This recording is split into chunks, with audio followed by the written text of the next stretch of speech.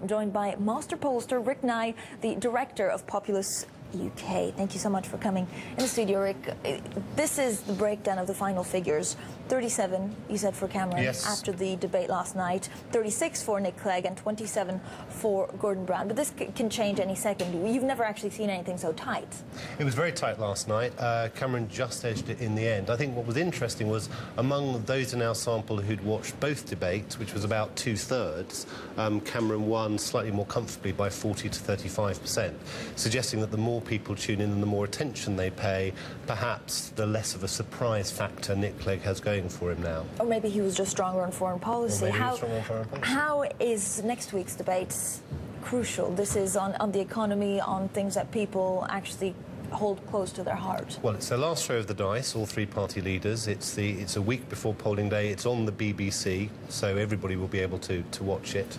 And people are going to be sort of trying to throw everything at it, because by that stage, I think the contours of the campaign will become very apparent after the volatility we've had over the last week or 10 days. Debates, good or bad, it possibly entices the viewers and the voters, because there's actually something to watch to make up your mind. Well, the great news for pollsters, I'll tell you that. I think they do engage the public, to be honest, rather than this kind of set pieces and photo opportunities. People get to make up their minds by looking at the performance of the leaders under pressure for an hour and a half. Now, if people don't like that, at least they've had the opportunity to tune in and make their own decisions. What's been your biggest surprise in looking at the debates and the polls?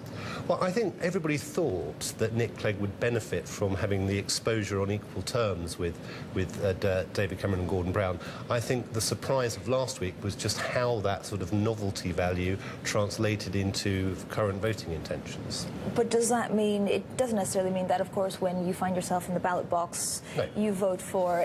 Is there any way of telling actually how it will swing? People maybe thinking that it will be a lost vote if they vote for Lib Dems? Well, that's the nightmare for people like me in the polling industry. I mean, our last poll put the Liberal Democrats on 31%, but a third of those people didn't actually vote in the last general election, which means, yes, some of them are new, some of them are being brought into the process by the debates, by Nick Clegg's performance, but some of them actually aren't going to vote at all. The question is which one? Rick, how is it going to change next week in terms of what you're seeing in the polls? Is the interest of the viewers going to wane? Is there any way of predicting how that's going to go? In terms of viewing figures, very difficult to tell. 10 million people saw the first debate. I'm not sure about last night's debate. Because the last debate's on the BBC, the potential audience is larger. It's also their last chance to make up their minds. And clearly a lot of people out there still haven't made up their minds, still want to see one last go with the three party leaders before putting the X in the box. How important is presentations for the leaders when viewers watch them on television? And actually, they seem, all three of them, to be doing pretty well on that front.